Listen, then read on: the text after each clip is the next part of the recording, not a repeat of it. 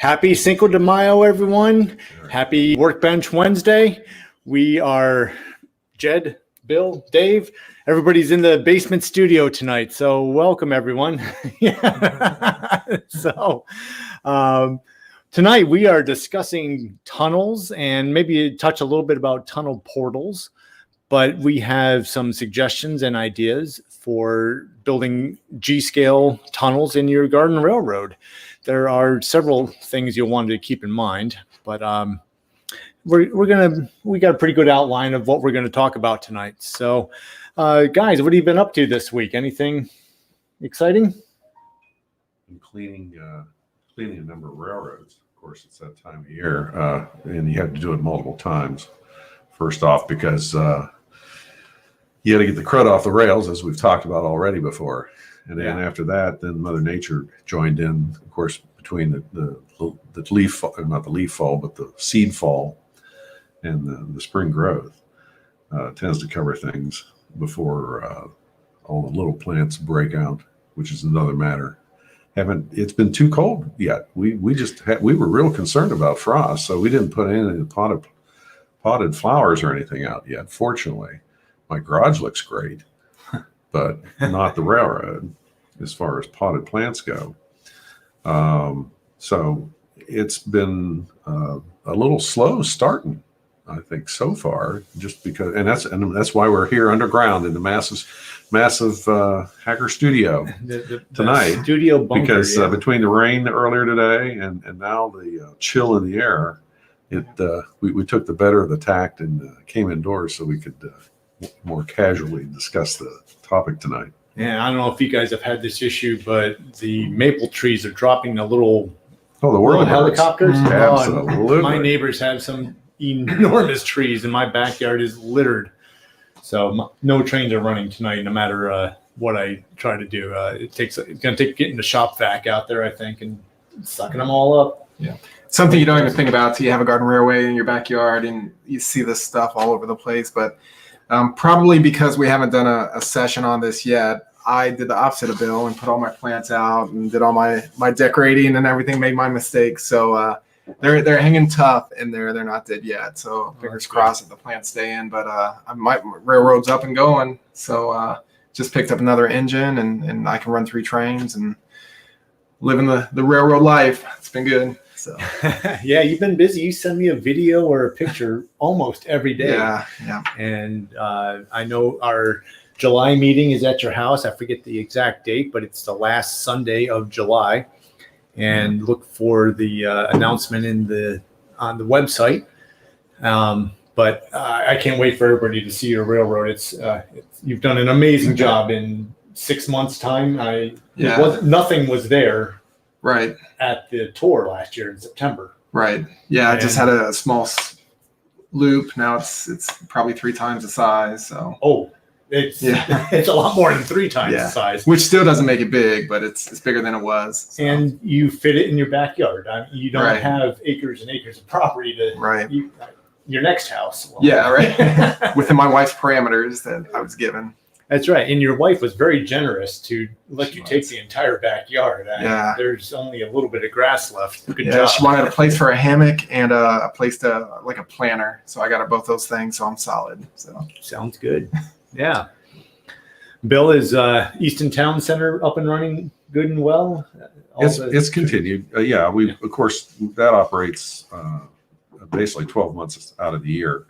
The little spring cleanup on the railroad out there, and we're just now coming out of the pandemic time frame, where we're starting to see larger groups of people and beginning to consider some of the outdoor activities that tend to attract more people. Yeah. So and people they're way past the cabin fever stage, so they're all willing to get out and about on things. For sure. Well, let's get into our tunnels. Actually, I'm seeing a couple of announcements come in here. Let's see. Cornicocosing Valley Model Railroad, I had some good news about Mill Creek Central Railroad. If you guys are coming down to visit in the future or doing an expansion Wow. project, so I know things keep expanding down there. Bill, have you taken your engine down lately this spring? No, I've been busy myself on my own 7.5 inch. That's right. Why don't you tell everybody about that little announcement? Well, it is garden railroading on a grander scale. How's that? 7.25 inch, basically 1/8 the real size proportionally. We're putting in about 1,200 feet of track, which translated into 22,000 screws that function as spikes to keep the rail attached to the ties. It takes a lot of battery power and time, but it's like everything else. You can't eat an elephant all at once, but if you take little bites, eventually he gets eaten. Sure. So we're working on that. Great. Well, That's been an experience all on its own. But I'm it'll sure take a little we'll longer. have a live show out there at some point and riding your train. We can do a Well, I wanna- riding yeah, your train. Yeah, there you go. I want to get everybody involved in putting it together. Oh, So wait for my Yeah. call. I'll be there. That's the when way. you're done. Yeah, that's the way. So you get a feel. You'll get a 1/8 feel of, Yeah. of real railroading. How's that? 1/8 the experience. Yeah, there you go. Awesome. Waiting everything Great. else involved. Well, let's jump into our program here. We have a really short video on some tunnels that I'll play for you, and this is down at Easton, and then also it goes at my house, and just showing one method of tunneling of using the corrugated drainage pipe. It's a 1 foot diameter corrugated drainage pipe. And while Bill's talking, I'm going to look up the name of the place in Columbus where you can buy that. I can't Okay. remember the name of it. It's, One of the basic concepts about tunnels generally when it comes to garden railroading is you tend to build the tunnel before the mountain shows up, as opposed to real railroading where there's usually a mountain in the way and you have to tunnel through it. yeah, because if we did it the other way, that would be It awful. would just have to take tiny little people with That's a right. lot of work and effort. Yeah. So it is a bit of a reverse issue, and therefore it has some considerations that you have to account for. Mother Nature, no matter how well you compact dirt around the hole, essentially, it will settle. Mhm. And you have to be able to recognize that and take measures to see that it's minimized in the scheme of things. Least you wind up with a hump down in your tunnel, Yeah. which is usually what happens that way. And that's a real bugger to fix. And you'll see here in a little bit. I'll make comment on it at the Easton. We did have that problem. We had the center of, because the tunnels out there are roughly, well, some are 10, some are 12 foot long. The centers sagged down, I know in one case, almost 2 inches. Mm. The trains would go down and back up what essentially is a steep grade. Yeah. But after a while, we bit the bullet and had to uncover the hole, as it were, pull it back in the line, and then rebury it in the scheme of things, just as a natural course of settling on dirt. So keep that in mind. That Yeah. will happen, no matter how much you jump up and down on top of the pile of dirt that you put in. Yeah. Yeah. Even the 200-pound jump packing that I did around my railroad, it's still settling every year. Yeah. Just that another quarter of an inch, another. Well, I think that's why even back to the real railroad scenario of sorts, every year they come out, when you reballast, they have the same issues we do. We've reballasted track every year in the spring and touch it up in the fall. And, in my case, my railroad's now this year 30 years old. And we figure, we have like about 2 to 3 feet of gravel underneath the track, because every year you put a half inch and it all adds up over time. Yeah. I don't know where It goes somewhere, I'll say that. And Yeah. it's there somewhere. Yeah. Well, let's play the video here. Starting off over at Easton. And this is going into one of the long tunnels. It's you can see the corrugated pipe here, and it comes out the other side. Yeah, No, it doesn't. It just clears the portal. That'll be a 12-footer too. I don't think that's the same tunnel. That's on the lower level. Yeah. Explain to us what this is, Bill. Real quick, this is the don't build a tunnel longer than you can reach in on both sides scenario. This is actually a sprinkler access form that you can pull the cap off of. We adapted it to the tunnels by simply cutting a hole in the top of the tunnel, sealing it against water penetration and dirt, so that when the train derails, and I can guarantee the train always derails in the middle of the whole deal, that you have the ability to reach in. Yeah. And basically double, if you will, the length of tunnel you can support. So we out there, we store the trains in the tunnel at night. So they serve double duty beyond the aesthetic aspects of tunneling. They actually are functioning as a security measure, somewhere to park the trains when they're not operational and sort of out of sight and out of mind as a result. It looks a little ragged in there because, we sort of hacked away at it with a Sawzall. We're trying to be too particular about the issue because, hey, there's only like 3 people that get to see that, right? Yeah. Except now it's on video. Now Everybody does. For But public that's record. 8 people. yeah, there you go. And we'll talk a little bit more about the tunnel portal process here. That is really the aesthetic aspect of it, and it provides an element of scale to the whole thing. So this is my railroad. This is the first tunnel I built, and I have another mountain range that comes in on the left side now. So this is before that range was put in, but it's like you say, you put the tunnel in before you put the mountains into it. So There you go. but yeah, it's about 4 foot long, and it's straight. That's one thing with this plastic corrugated pipe. If it's a short tunnel, it needs to be pretty much straight. It's kind of tough to bend that stuff. Yeah, you got to. We've bent it, but you got to have larger radiuses, and you have to cut in at each one of the segments of the corrugations in order to let it bend. But one of the things, these are corrugation pipes that are used for drainage, and they're meant to be driven over with vehicles, not just not your personal car, but even trucks. So these things are really stout. Yes. And will put up with a tremendous amount of weight. So I wouldn't be concerned about whatever you intend on putting on top, whether it's dirt or stone or any other kind of construction. Of course, there's people who build decks over top of the whole thing, that kind of issue. But it's been very flexible, a very flexible method. It's not the only method. We'll see a number of methods here before we're done tonight on the actual hole. How to protect the hole from the surrounding landscape. How's that, if you want to look at it that way? And wildlife, possibly. The first tunnel I built on the OR&W, my personal garden railroad, is simply done.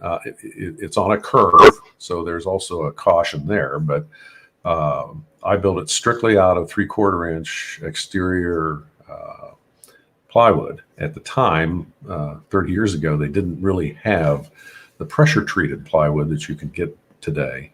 And so I took extra measures to coat it, treat it for against termites, because basically it's exterior plywood, and then actually wrapped it in plastic to prevent the dirt from coming in direct contact with it that would tend to also eat away at the wood. And so I can contend that 30 years later, that four-sided piece of plywood, that it's an 8-foot radius, has held up all these years. Haven't had a problem with it. And it was short enough, just short enough, that I didn't have to have a center access in it. But the curve has been a real bugger. One of the issues you deal with too, in which we pointed out in some of the previous workshop Wednesdays, was the tremendous differences in scale. I mean, basically, this end of the hobby, G scale outdoor hobby, has scales that run from 1/32, which is about the smallest, and clear up through now one was it 7/8 scale. And I know when we started, no one even contemplated a 7/8 scale. So you're almost pretty much into a rebuild there if you hadn't accommodated, because at that time, 1-20, some of the AccuCraft lives, like the live steam we showed last time, takes larger radius typically, and a little bit larger clearance in the scheme of things. So we'll review a few of the clearances here coming up shortly, but keep in mind that either the larger or the smaller the proportional scale, those numbers need to adjust some.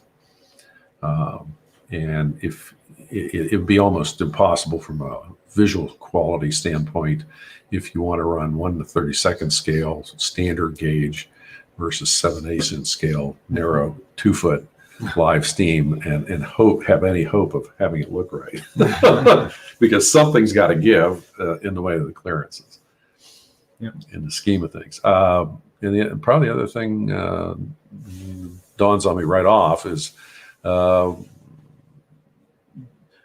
your worst case scenario is a tunnel with a grade and a curve.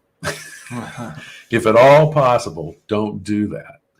I saw that was one of Dave's questions he had about having an incline or decline grade into the tunnel, if that was something. Well, just something to consider, because I was watching a video and it was basically a big figure 8 and they had like a declining under a tunnel, and it's just something I wouldn't attempt myself, but just probably something good if someone's thinking about that to kind of bring up. Yeah, because keep in mind the track itself, independent from the hole, is actually torquing if you are raising it on a grade as well as curving it. So the outer rail and the inner rail are actually twisting, if you want to, if you look at it that way. Like my corkscrew mountain. Yeah, right. So if you're attempting to run long rigid frame equipment, you're starting to cruise for a bruise there too. Yeah.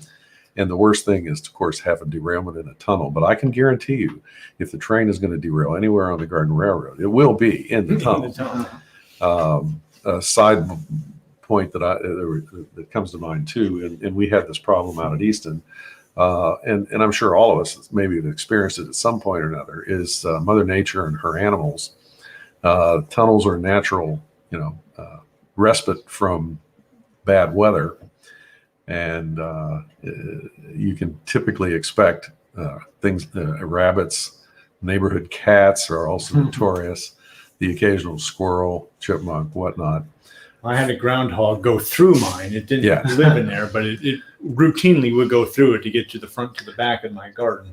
Shortly after we built the third Easton the layout, the one you saw in the video, the lower tunnel served as a travel path for some of the local animal constabulatory.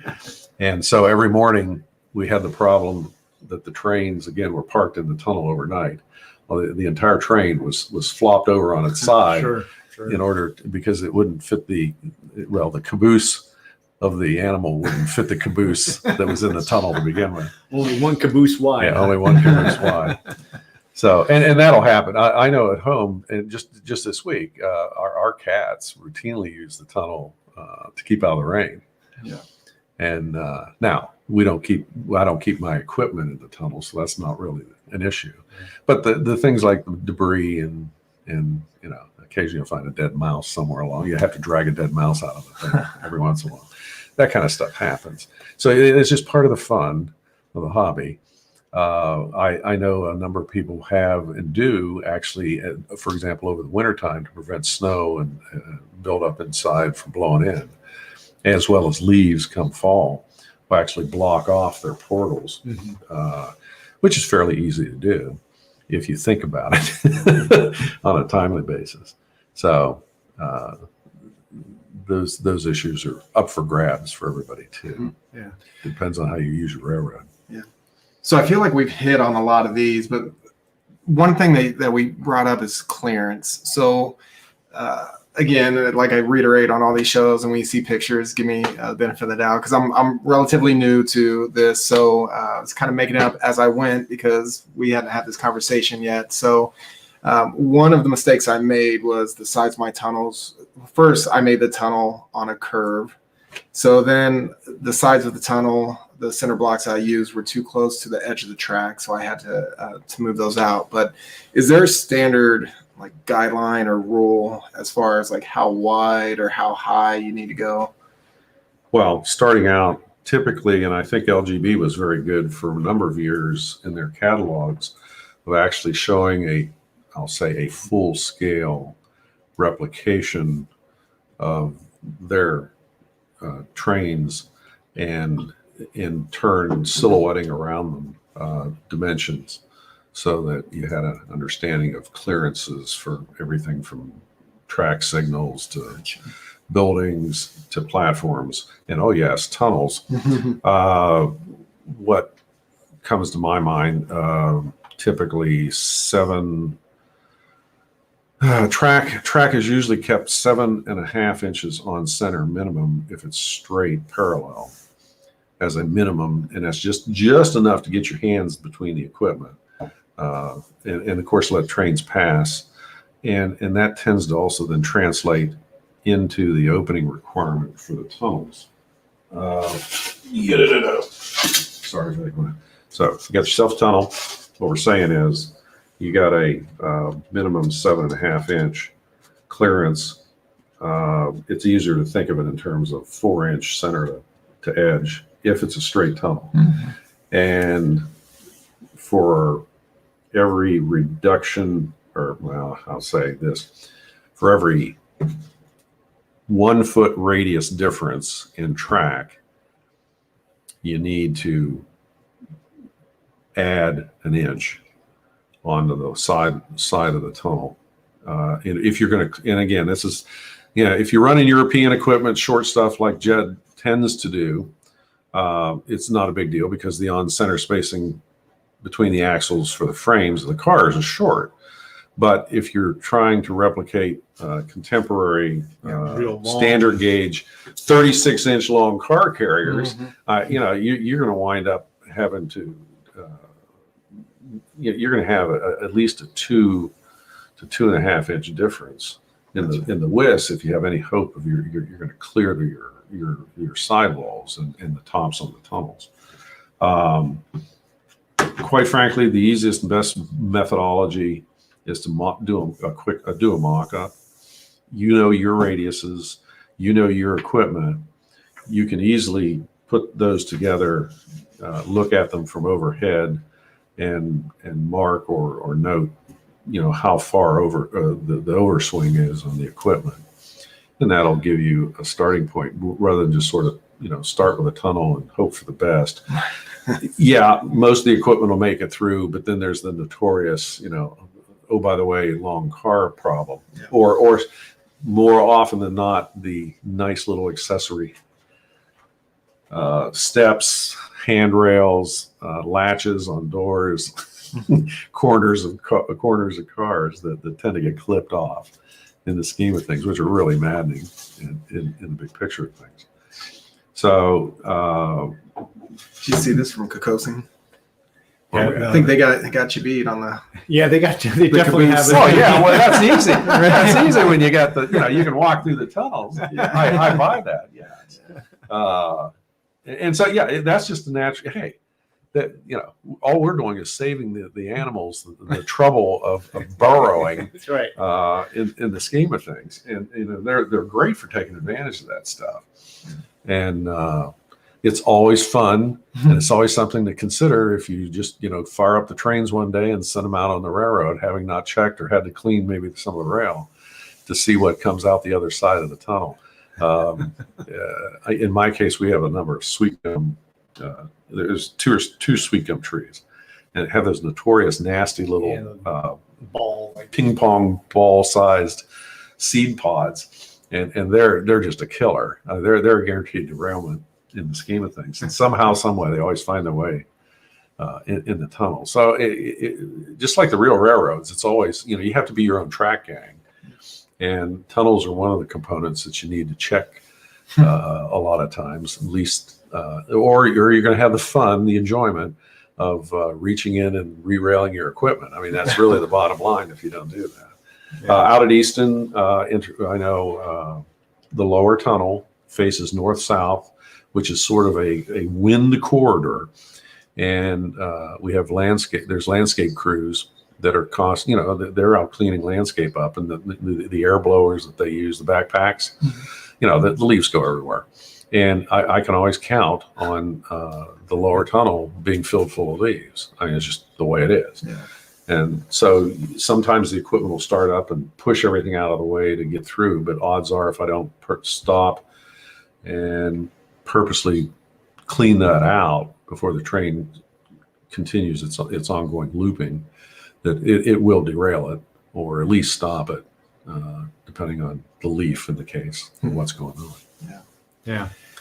Next thing we had, I'm sorry, Bill. I was just going to say, the only thing I haven't been able to do is convince the landscape guys to take their air blower and purposely blow it through the tunnel. Right. Make your life blow out easier. anything in the tunnel from the other end. But Yeah. go ahead. We had talked about access to the tunnels and, not further than your arm can reach. And you showed one on the video. But what other, I guess, techniques have you seen people do to access it? Like, have you seen really long ones that flip up like cages? They get hurt. One extreme one I'll talk about is at Al Mann's. His is kind of an open tunnel, I'll call it, and the waterfall is in front of it. So he treats it almost like it's a tunnel because it's hard to access, but it's kind of has a access in the front of it where the waterfall sheets over the top. His is almost like an arcade would be. Yeah. More of the European style arcades, or Western snow tunnels. Oh, yeah, sure. Yeah. Snow Yeah, that kind of deal. Yeah. I got up close and personal with that one. I helped him clean it out this past spring. So there was something living in there. Oh, really? Yeah. Well, I've seen, for example, the one we just showed in the video, and we'll probably show again here in a little bit. I don't know if you can do a still on that for folks or not, but see what you can come up with. Okay, so that's very easily, it's very easy access. And if I didn't make point, I'll try to make point of it now here. All we do is keep a big rock over the top of it. So again, we take away the non-natural look of the whole shebang here. That's a rock, and in this case, this was still some of the holiday stuff. So there was a piece of glass simulating an ice pond on top of that, which is what went by the wayside as you quickly look there. And that's genuine artificial grass, as we say, for the wintertime. So Genuine, yeah. By the way, these things are very inexpensive. In fact, these come from the same supplier, by the way, that you were looking for. Columbus Corrugated Pipe, I believe, is who we're looking for somewhere along the line. They're here in Columbus, I think, on Westerville Road. Most of the most of the corrugated pipe tends to come in 25-foot lengths on a minimum size. But if you get over there, and so you only need a 4-foot tunnel, right? And you don't want to pay $1.50 to $2 a running foot for the things, and then have to drag a 25-foot piece of corrugated pipe home with the idea of buying a cut in it. They'll cut it for you over there, by the way. There's no charge for that. They're pretty nice about that. Of course, another garden railroader. Yeah, well, you gotta let them know you're a garden railroader, right? And you get the free cut deal. And if they have a piece, if you ask for 4 foot and they only have a 6 foot, they'll just give you the 6 foot for the price of the 4 foot. Oh, yeah, because the contractors are in there all the time, and they are in the same boat. I mean, okay, so they need a 15-foot wide single driveway corrugated pipe. And no, they don't need 25 feet. Right. So they'll sit there and cut it for them. But now what are they going to do with a 10-foot piece of pipe kind of deal? Just waiting on us. Waiting for a Garden Railroad crowd to show up. 4 foot at a By the time. way, most of these the standards on these, minimum 12-inch diameter, by the way. Again, the corrugated pipe, the idea with it is to actually get it as 12-inch seems to work best for us. They come in 2-inch increments, so you can get 6, 8, 12, 14, 16. obviously it seems to be way too big for anything we would normally want to consider unless you want to hide in it yourself, I guess. So the 12-inch seemed to be a happy medium in the scheme of things. Certainly, definitely wide enough to support any piece of equipment in G scale, even the 7/8 inch stuff. So real quick here, I did find it's called Discount Drainage Supplies. It's on Route 3. It's right next door to Ohio Mulch. Ohio Mulch, yeah. And so that's a convenient two-stop place. You can spend your money at Ohio Mulch and here. Yeah. And They share the same driveway. yeah, they share the same driveway. So yeah, they're right next to each other. Let's see. Oh, they're open. Let's see.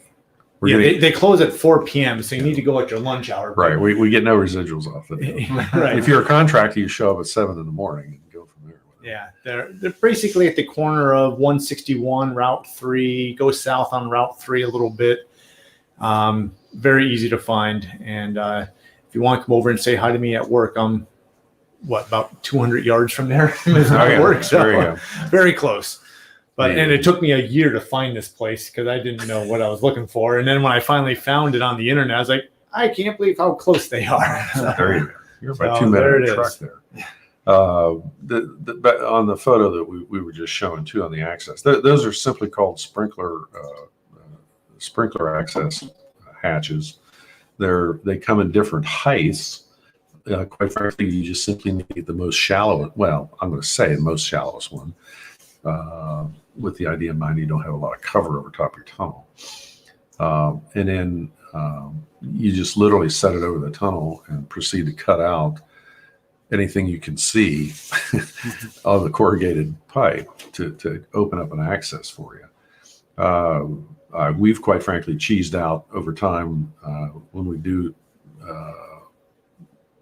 garden railway construction using the tunnel technique and using good old duct tape to seal the voids between the sidewalls of the sprinkler enclosure and the corrugated tunnel. Seems to work adequately well by the time you put dirt back on it. And as we all know, duct tape never disintegrates. And you don't necessarily have to put this on the top. Let's say you only had access from the side. Yeah. Like if you're on the back side of it and you need an access hole, Yeah. you can put it on the back because it is a tight fit and it will Yeah. kind of slip. And through nothing the top. prevents you from actually screwing it No. to the corrugated tunnel like deck screws. You still need to seal it because you're going to either get water or you're going to get dirt filtering down through any kind of hole or slot in the deal. So keep that in mind. So that's a pretty good method. Dave, I know you've done a little different method for your railroad. Do you want to do your share screen here and share some? Yeah. You made a little. Let me see if I can figure it out. Real No, quick. let me get rid of this here. All right, so this is, I was going to bring this up while you guys were talking about it. So before I knew about the 12-inch corrugated, I knew that there was some sort of round thing that you could buy from the store to make a tunnel out of. So I went to Home Depot or Lowe's, and I found the concrete forms that they use to pour concrete in and post. Oh, sonotubes. Yeah. Yeah, There yeah, you but it was only 10 inches. I remember talking from Jed. He's like, "Oh, you gotta get 12 inches," and I got 10. But fortunately, it was a small Pico starter set, so that the train fit in there. But something in retrospect, obviously, cardboard doesn't hold up over time outside. Yeah. So, Unless you put concrete around it. right. as opposed to in it, you put concrete around the outside. But I didn't realize. I figured Home Depot or Lowe's has everything, so I couldn't find it there. So I was like, well, this must be what he had. So learn from my mistake there. Don't use that. Use the corrugated that they have. Something else that I struggled with too is I was digging that stream, which it ended up looking a lot better than it does in this picture. But I was like, well, I'll dig the stream. I'll just cover that cardboard with a tunnel portal or with dirt. And it didn't work out very well. Like the dirt just kept slipping off of it. So this is what I ended up doing. I remember, There you go. yeah, someone was saying, when you build a tunnel on your Garden Railroad, you got to remember that the railroad, when they were doing the real ones outside, they didn't search for the one hill on the whole layout and say, I need to build a tunnel there. They would go around it. So, if you do that, you end up with this, which is just a pile of rocks with a tunnel, but still it adds some sort of visual, stimulus to it where the train disappears just for a split second and comes out, which makes it a little more interesting to watch. Yeah, well, yours is an excellent example of that. Okay, so in your field of view, by way of this photo, you can see the entire loop, or in this case, a loop and a siding. Yeah. And the introduction of the tunnel provides just enough visual break that, quite frankly, makes the relatively small loop larger visually. Yeah. I mean, psychologically, it makes the railroad look bigger. Yeah, especially if you stop the train perfectly inside the tunnel, so it's like it's a really long tunnel. Yeah, and then come out the other side. That's a small scale. That was a small scale trick we used to use all the time. Yeah. So this is what it ended up looking like. Then I just have this a 5-second video, but I wish I would have found a different video where you could have seen it go all the way through. And but simple as it is, now it disappears. And you're flipping your camera on the side there so you get a panoramic view. Yeah. So, but I go back to O scale Lionel indoor, tabletop railroad. I mean, what was the big deal with the notorious styrofoam? Oh yeah, green painted spray paint styrofoam tunnel that they sold a bazillion of. Yeah. Why? Because it does the same, quite frankly, visual trick in the scheme of things. So what we're talking about here is definitely fair game. Mm-hmm. It just is a question of how much effort you want to do with real landscape stuff. And we tend to deal with real rock. I think you got real rock coming on here. Yep. And it gets, there's a cost associated with it, and there's also some distinct effort associated with it in the scheme of things. But it all works. And so what you're doing with the hole, and therefore the size, and either with 10-inch like you're talking about, a la sonotube, or 12-inch like we're talking about with corrugated, you're setting up a hole that's big enough that the train will easily go through. On either end, where the visual component, the tunnel portal is, it's more scale oriented. Although we've done just natural rock, you can do the corrugating, you can do the pipe, you can, quite frankly, not even do either of them. You can build a tunnel with natural rock if you're really gun ho on that. Again, keeping the clearances in mind. Yeah. But it all depends on which direction you want to go. Keeping in mind those rules, don't make it longer than you can reach in both sides if you can't get an access going somewhere in between. And then because meanwhile, back to the track too, you got to clean the track. Has to get cleaned, even though it's in a tunnel. It's got to be clean, just like the rest of the track does on the rest of the railroad. And it gets real tough with the pole sander business, or even the hand sander business, and so you have to keep that stuff in mind. Maybe we're the track cleaners. I know that's what we do out at Easton. Once a month, we'll go ahead and run the motorized track cleaner that you saw in one of our previous WWs through the tunnels. Simply clean the track.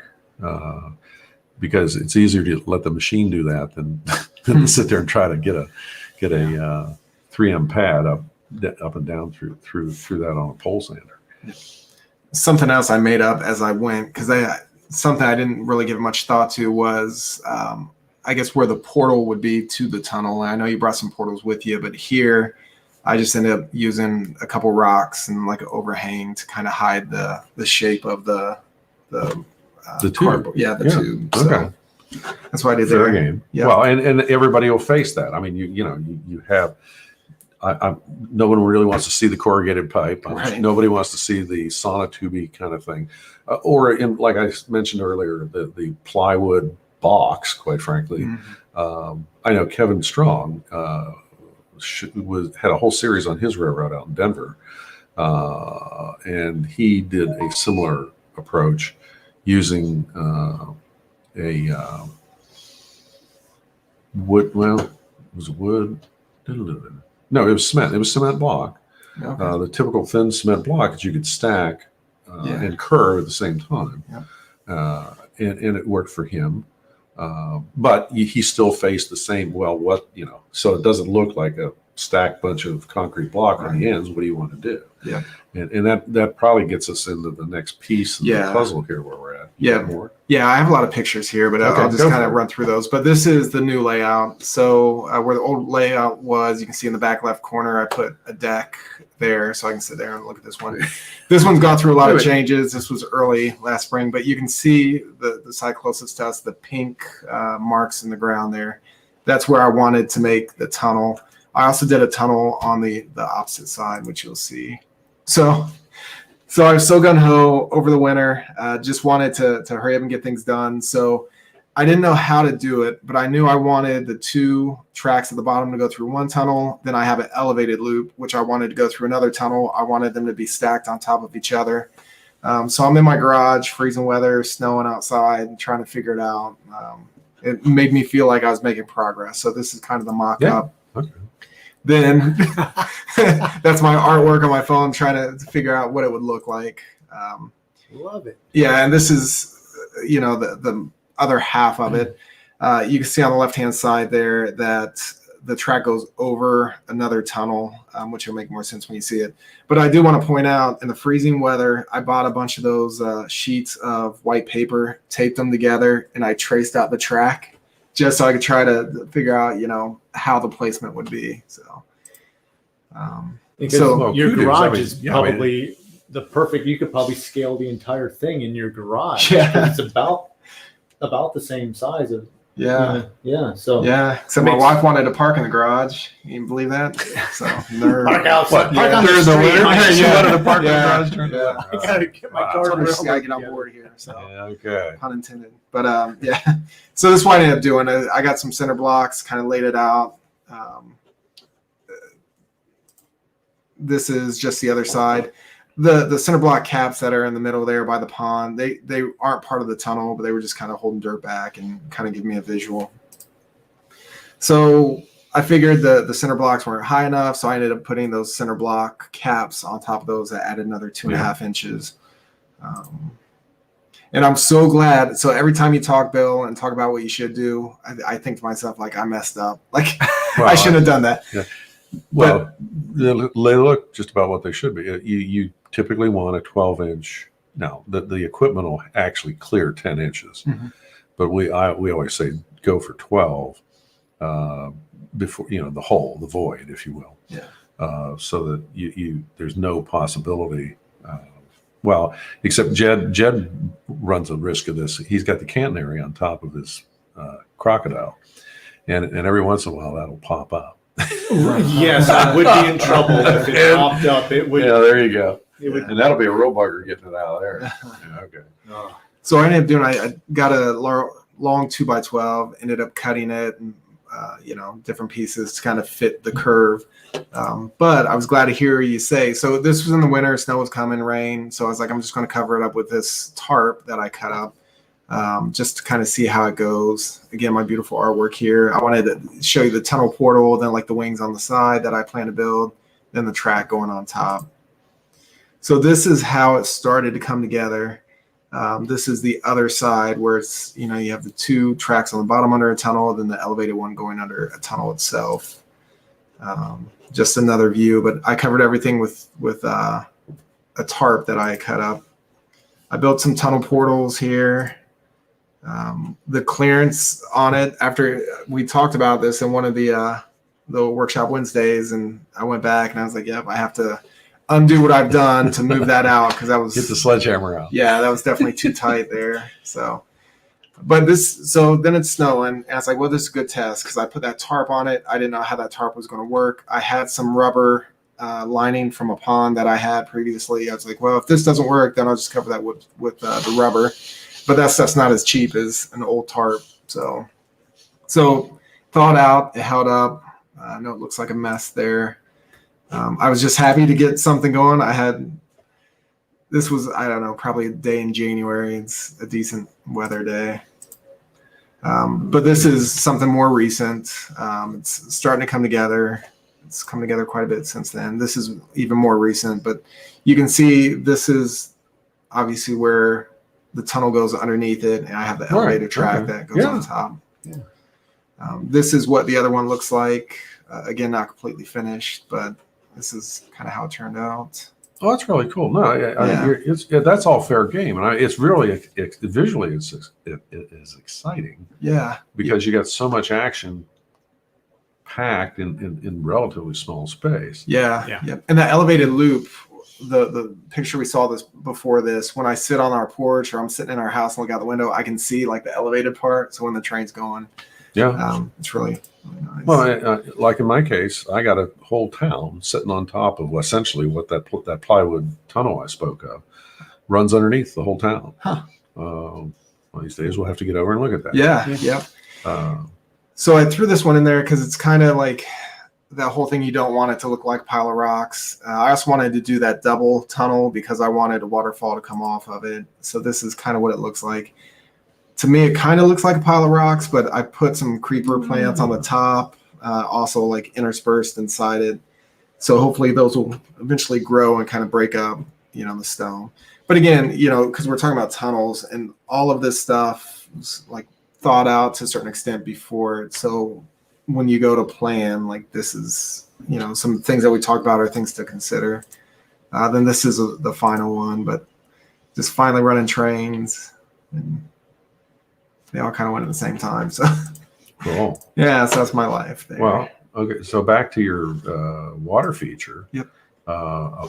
We haven't got the water features yet, but I'll You're right. I'll plug an item or two here. Okay. Not that I'm anyone wanting advising against wasting beer, but take a couple. Well, get probably some of the cheapest, crappiest beer that you don't necessarily want to drink, or if you have some that's set around for some time. And if you take beer and pour over the rock, and you can do this in the summertime, not in the winter. The yeast in the beer will eventually form a base to grow moss Oh. and and it'll speed up Mother Nature considerably. I was hoping you're going to say it would plug the hole that's in the Right. bottom of mine right Oh now. well, no, I can't say that. Yeah. That's something different there in the scheme of things. But and it'll change the texture and the color of things, but it'll get green moss going real quick. Yeah, that's good. In the scheme of things. The other issue, even on any stone, is if you can go out and get iron. No, let's see. There's powdered iron, which is a colorant for concrete, typically a reddish brown, and you can use either that or lamp black, which is again a black powder. All those will change permanently, pretty much the color, but a lot of times what we try to do is blend the color. You get a lot of odd colors when you get different stones. Yeah. And the idea is sort of get them to all sort of blend in together or transition smoothly. And using some of those colorants are definitely one way to do that. There's been a number of people who have done concrete, well, speaking of Jed, concrete tunnels or concrete landscaping. Is that Concrete lands, landscape? mountains. Yeah. Okay, so the question always becomes, well, you start out with gray concrete. Well, where do you go from there? Well, a lot of people tried painting the concrete, which will, definitely works. Doesn't necessarily work indefinitely, but will provide something other than the notorious concrete gray in the scheme of things. Or you can mix colorant pigments in the concrete when you're in the process to get a tonal variation in it. Afterwards, the iron pyrite does the same thing. It makes it look like you're out in Colorado with a reddish orange texture and coloration to the rock material. And like I say, lamp black will typically shift the gray to a brownish black. Yeah. In the scheme of things. So something to consider along those lines too. Again, trying to make maybe man-made artificial things look more like Mother Nature. Eventually, Mother Nature wins out anyway, and everything starts looking like Mother Nature because things get dust, things get dirt, and mold and crud and corrosion start in. Yeah, I've definitely found sprinkling a little dirt on top of the concrete temporarily will soften it out. Soften it up Yeah. a little bit. Now, next time it rains, you're kind of out of luck. But if you got a special show you're trying to put on, little dusting and dirt goes a long way to make it. Do we want to touch base or tackle the issue of tunnel portals themselves? Seems how we got some stuff here, and I don't know where we're at on visuals. Yeah, why don't Good we on that? run through that real quick? Okay, so- we're coming up on our 1 hour Yeah, that's what I'm time limit thinking. here. So All right, here, can you flip me? Well, yeah, there we go. Okay, so here's our simulated 12-inch corrugated pipe tonight, which is also a very short tunnel. the shortest tunnel Yeah, ever. yeah, I feel like a magician here. But. All right, so the point we're trying to make here is, well, okay, you don't want to see a corrugated pipe at the end, and yes, eventually you're going to come up with a more scale-oriented tunnel portal.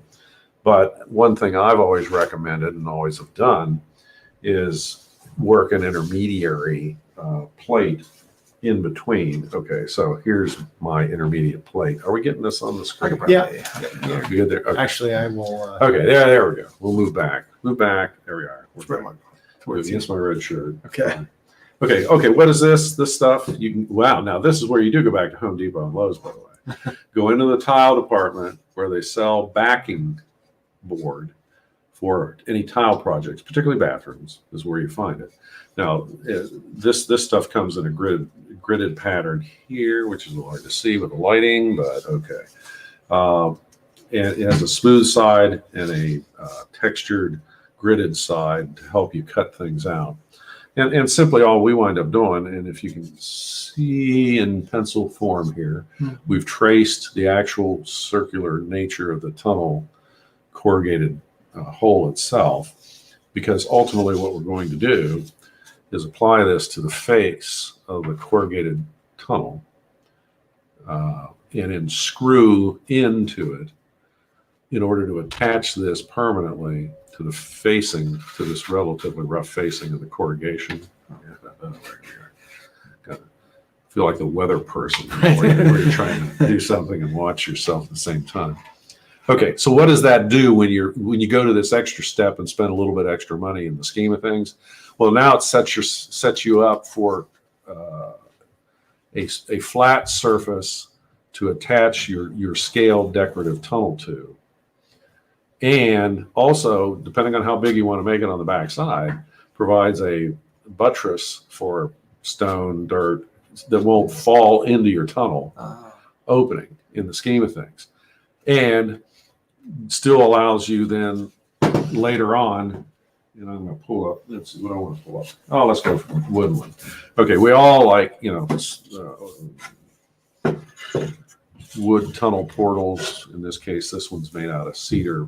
We started with, we go out and go back to Home Depot or Lowe's, buy yourself one cedar fence plank, the 5.5 foot high by 6 inch wide by, well, now used to be 3/4. Now they're down to a 1/2 inch, and they still say they're the same thing. And you can, get on the old table saw and start whacking away with these things in order to make, in this case, a wood tunnel portal. The point is, all I wind up doing with these things is taking good old back to silicone sealant, the Universal Outdoor Garden Railway glue, and run a bead of sealant all the way around the backboard, and then apply your tunnel portal to it so that it stays there as long as you care, as long as you want it to. But eventually, if you have to take it off, you can do that without either destroying the actual decorative tunnel portal or, more, just as importantly, the corrugated tunnel itself, the notorious hole. Because if you don't do this, then you're stuck trying to attach the decorative tunnel portal right to the corrugation. And the only way you're really going to do it is you're going to run nails or screws through this, and boy, that blows your whole scale orientation on the thing. So anyway, there's a way. I found it easy enough and certainly worthwhile to go to the extra route for this intermediate piece. These things are only 3/16 inches thick, not very. But because these are they're really made out of cement board. They're a combination of everything from either fiberglass and cement to there are some fiber, wood fiber materials out there. They do make these things out of, along with cement keeps showing up though. And because they're quote waterproof, they'll put up with water and they won't disintegrate. Unlike your tunnel portals, they might. Yeah. I can tell you, I had cedar. I had these have been around. These have been around a while for me. I did these on all my tunnel portals, cedar, and they hung in there just like a fence board would for 10 years. Wow. And after about that, they started showing wear and tear. And by about 15 years, then I had to remove them because they disintegrated so badly. They look great. They look really, really weathered, but they were starting to get in the way of the train. Not bad for a $3 plank of wood. There you go. That is, again, there's 90% labor, 10% material kind of in the whole thing. The other thing, okay, so, all right, so the specific decorative scale-oriented tunnel portal business. You showed one in your video that you did a double on. Here's my representation of, how do you get to this stage? Well, you start with a flat plate on the back, cut out the hole. Most importantly, cut out the hole, and then just by assembling parts on this, and in my case, I glued them. Good old Titebond 3. When these were done, they were Titebond 2 was the only thing about out there. In order to both, I do a belt and suspenders approach. That's the architect in me. Glues are great, but never rely only on glue. There's not a glue made in the world that will not eventually fail on you.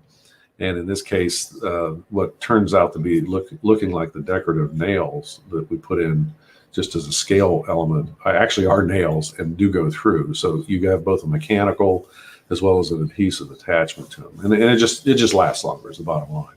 And yeah, they rust and they start looking old, but that's kind of like the real thing too. Okay, so you got the wood tunnel portal business. Okay, out of cedar, this is basically one single cedar fence board here in the scheme of things, and a whole lot of time monkeying around with it.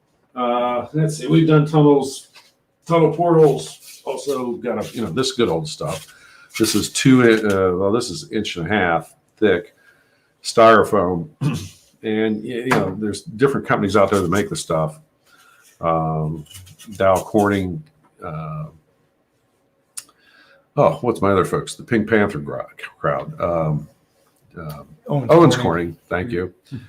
Dow / Owens Corning. Those guys. Dow's blue. Dow's green. Sometimes blue, and our Pink Panther buddies are pink. Surprisingly enough, what a sales concept. Bottom line is, the stuff is pretty impervious. It's very hard. It's very dense. It'll hold up. It cuts easy. Melts easy with a hot pen. Yes, it'll do that too. Most any kind of normal woodworking tools will work at it. Yeah. But the one thing it won't put up with is ultraviolet from the sun. Okay, right. It will degrade over time if it's exposed directly to the sun. Now, that you can prolong the life of it simply by painting it if you want. But I recommend going another step or two further. One of the things that we've done, and this is a hunk of styrofoam. That is actually composed of two pieces. One, the base piece here, there's that 1.5 inch thickness. And then all we did was cut a cap piece, put on top of it, glued it on. And then we came back and you can get, it's like stucco in a can, and literally paint it on. And it stipples just by nature putting it on that way. And it won't melt the styrofoam, huh? No, because this is all water-based. This is all water-based until it dries. And this is meant for, again, home construction issues. And, of course, you can see here it's white on this side, gray on this side, because we painted this side to get back to a concrete look stucco kind of thing going on here. So not too tricky. It does work. There's a tunnel portal. looks very good. All right, so that's another way of doing it. So, and by the way, very, very light, whether it's single or double. And then the last thing I brought tonight in the show and tell category is this puppy. This is if I don't want to do anything. I just want to, write a check or get out my billfold and pay for it. Actually, interestingly enough, these are G scale. They are made out of two-part urethane. And they're real. I mean, they're incredibly rigid, and obviously come painted gray because again, the urethane does want to be protected from the sun. These are the very tunnel portals you saw in the video that you saw out at Easton. Interestingly enough, as I say, the company that makes these is right here in Columbus. Oh, wow. It's called Ultimate Scenery, and I just checked. They're clear. They're still hanging in there down on Harmon Avenue. And this is obviously the G scale version. He made his reputation in the HO and O scale market. But then someone asked, "Well, can you do one of those in G scale?" And he said, "Oh yeah, I can just make a mold. That's all it is. You can see from the back side. It's just a simple mold that he pours the urethane in." What does that run? Ballpark? Okay. Probably not cheap. Last time was like 40. A little bit over $40 a piece, but hey, Yeah, saves a lot of time. as I say, you can whip out the old checkbook, or Yeah. you can spend a lot of time putting a tunnel portal together. Yeah. This is like dead ringer stuff. I mean, it's like, Yeah, it thank looks you very real good. much. Looks Yeah. like the real deal, right? Yeah. Keyed and everything else. Yeah. What can I say? And if you don't like the gray, you can always paint it. Jed, you mentioned the hot gun, and you have a video where you use a hot gun on Right, the something. hot pencil. Yeah. It's one of the early tip videos I did about a year ago, Yeah. and a couple people have used that method. I will say I carved my entire viaduct bridge out in my railroad with that same kind of styrofoam, and I painted it with a good outdoor house paint, UV protective, and it's held up well. But it's deforming a little bit. I think maybe the heat and the cold, and I am considering it. It'll be out there now for 3 years. This is starting its third summer, and I may not replace it this year, but I am considering replacing it with a concrete viaduct, pouring a whole thing. I don't know if everyone saw the newsletter for the Garden Railway e-newsletter that's coming out now. And there's a gentleman down in Cincinnati who did an article on pouring a whole concrete viaduct. But I'm thinking I'm going to go that direction before too long. I think that's a little more permanent. The styrofoam was a nice, easy solution to get me through. No. Not going to last forever. But Sounds like a road trip. I'm in. oh yeah, Cincinnati, go. yeah. check Well, it out. it's in my video I did on the open tour over the summer. It's one of the first layouts that I went to, and it's impressive. Yeah. that viaduct he built is really impressive. The pictures don't do it justice. So I can't wait to his part 2 of that article will come out next month, I guess, in that newsletter. Yeah. But that's a whole nother Workbench Wednesday topic. That's Let's get back That's to viaduct. Yeah. That's the viaduct show. Well, certainly we want to encourage everybody, hobby-wise, to certainly have a go at, even if it's just a few feet of tunnel, have a go at it. As again, it's a visual break. It's a added detail to the overall scenic component of the Garden Railroad. Yeah. And if you choose to expand it a little bit, you can store the train in it, even if temporary. Just the business of taking and putting the train in it overnight and not having to schlep everything, off the railroad, that kind of deal was really kind of helpful. And those service that need well too.